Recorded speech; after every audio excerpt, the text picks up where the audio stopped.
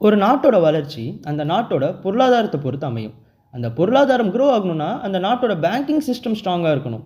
நம்ம எல்லாருமே பேங்க்கை ரெகுலராக யூஸ் பண்ணுறவங்க தான். ஒன்றா பேங்க்கில் அமௌண்ட் டெபாசிட் பண்ணியிருப்போம், இல்லைனா லோன் வாங்கியிருப்போம், இல்லைனா சில டிரான்சாக்ஷன்ஸ் பண்ணுவோம். இவ்வளோ இம்பார்ட்டண்ட்டாக இருக்க பேங்க்கோட சில பேசிக் டேர்ம்ஸை பார்ப்போம். நம்மளுக்கு காசு வேணும்னா பேங்க்கு கிட்ட போவோம். ஆனால் அந்த பேங்க்குக்கே காசு வேணும்னா யார்கிட்ட போவாங்க? ரிசர்வ் பேங்க் ஆஃப் இந்தியா கிட்ட போகும். நீங்கள் பேங்க் கிட்ட லோன் வாங்கினா பேங்க் அந்த லோனை ஒரு இன்ட்ரெஸ்ட் கொடுப்பாங்க. அதை நம்ம இன்ட்ரெஸ்ட் ரேட் அப்படின்னு சொல்லுவோம். ரிசர்வ் பேங்க் ஆஃப் இந்தியா ஒரு பேங்க்குக்கு லோன் கொடுத்தாலும் ஒரு இன்ட்ரெஸ்ட்டோட தான் கொடுக்கும். அதுக்கு பேர் ரீப்போ ரேட், அதாவது ரெப்போ விகிதம் அப்படின்னு சொல்லுவாங்க.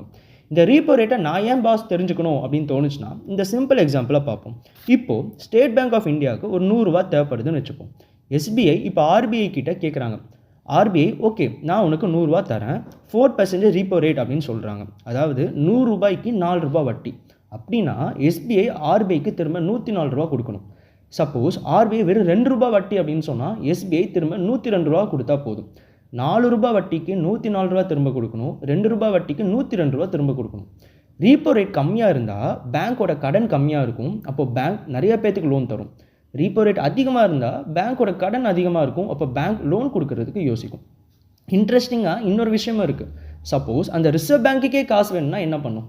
ஆர்பிஐக்கு காசு தேவைப்பட்டால் அது இந்தியாவில் இருக்க மற்ற பேங்க்ஸுக்கிட்ட அமௌண்ட் கேட்கும். நம்ம ஃபஸ்ட்டு எடுத்த ஸ்டேட் பேங்க் ஆஃப் இந்தியா எக்ஸாம்பிளே எடுத்துக்கலாம். இப்போ ஆர்பிஐக்கு 100 ரூபா தேவைப்படுது. ஆர்பிஐ எஸ்பிஐ கிட்ட கேட்குது, எஸ்பிஐ எனக்கு ஒரு 100 ரூபா தேவைப்படுது, நான் உனக்கு 4% வட்டி தரேன்னு.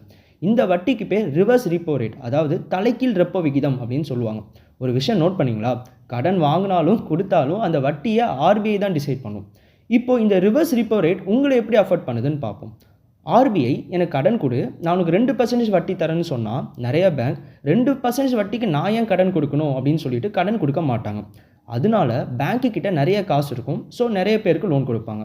சரி, இப்போ ஆர்பிஐ சொல்லுது நீ எனக்கு லோன் கொடு, நான் உனக்கு 5% வட்டி தரேன். பேங்க்ஸ் என்ன யோசிப்பாங்கன்னா பரவாயில்லையே 5% வட்டி தராங்கன்னு சொல்லிட்டு கடன் கொடுப்பாங்க. பேங்க்ஸ் ஆர்பிஐக்கு கடன் கொடுத்தனால இப்போ பேங்க் கையில் கம்மியாக காசு இருக்கும். ஸோ இப்போ பேங்க்ஸ்னால லோன் கொடுக்க முடியாது. லாஸ்ட்டாக ரீப்போ ரேட்னா ஆர்பிஐ மற்ற பேங்க்ஸுக்கு கடன் கொடுக்கும்போது ஆர்பிஐ கேட்குற இன்ட்ரெஸ்ட். ரிவர்ஸ் ரீப்போ ரேட்னா சில பேங்க்ஸ் ஆர்பிஐக்கு கடன் கொடுத்தா ஆர்பிஐ பே பண்ண வேண்டிய இன்ட்ரெஸ்ட். ரெண்டுலேயும் ஆர்பிஐ தான் அந்த இன்ட்ரெஸ்ட் ரேட்டை டிசைட் பண்ணும். சிம்பிளாக இந்தியாவோட ஃபினான்ஷியல் சிஸ்டமோட king Reserve Bank of India. பணத்தை பிரிண்ட் பண்ணுறதும் ஆர்பிஐ தான், எவ்வளோ பணத்தை பிரிண்ட் பண்ணணும் அப்படின்னு டிசைட் பண்ணுறதும் ஆர்பிஐ தான். நிறைய டைம் இந்தியன் கவர்மெண்ட் நிறைய அமௌண்ட் பிரிண்ட் பண்ணுங்க அப்படின்னு ரெக்வஸ்ட் பண்ணியும் ஆர்பிஐ அதை ரிஜெக்ட் பண்ணியிருக்கு. இந்த repo rate and reverse repo ரேட்டை வச்சு தான் எத்தனை பேத்துக்கு லோன் தரலாம், எவ்வளோ லோன் தரலாம்னு பேங்க்ஸ் டிசைட் பண்ணும். அப்கமிங் வீடியோஸில் இதே மாதிரி நிறைய ஃபினான்ஷியல் கான்செப்ட்ஸை பார்ப்போம்.